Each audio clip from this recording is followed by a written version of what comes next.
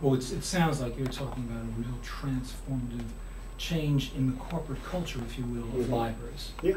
And leadership needs to be provided, obviously, by deans and assistant deans and department heads.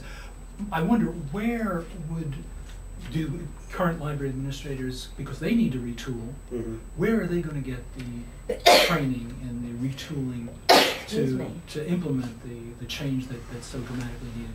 Well, I think there are some good opportunities out there. I think for anyone who is an associate university librarian or at below the dean level, that the TIGA group, which was formed about 7 years ago.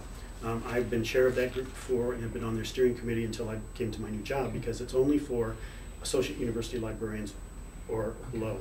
Anyone in mid-management. What is it called again? TIGA, T-A-I-G-A.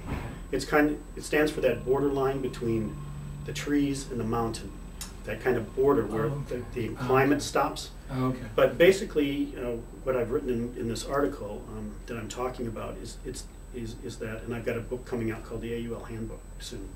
But I talk in there that really the change that's happening in libraries right now is not happening at the upper administrative level. It's happening at this AUL level, because they're the ones dealing with the internal running of the library, while the dean is dealing with the external. Yeah. So it's often an exciting place to be, but we have no resources whatsoever, not in ALA or anywhere, for us to get this type of leadership training or to help us in the support that we need. So we formed this group 7 years ago to do that. So that's one place. They're the ones that have made these provocative statements that have been out there about how libraries are going to change in 5 years.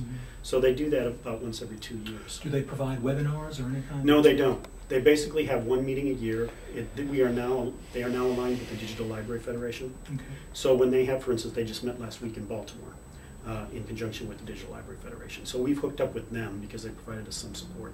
And we have that once a year meeting where we can at least get together and talk about some of these issues.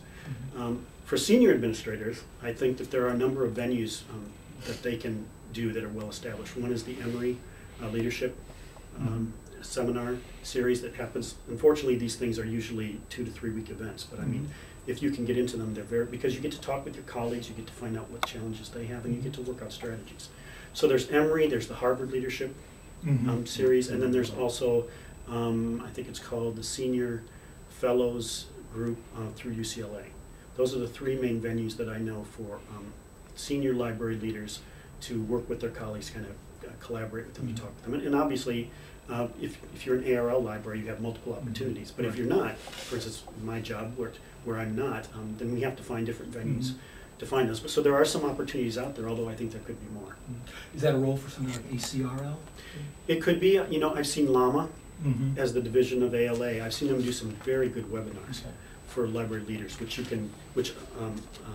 know, how to be a good boss, how to work with staff, all of those kind of things. So those webinars are very good because, again, our time is limited as well.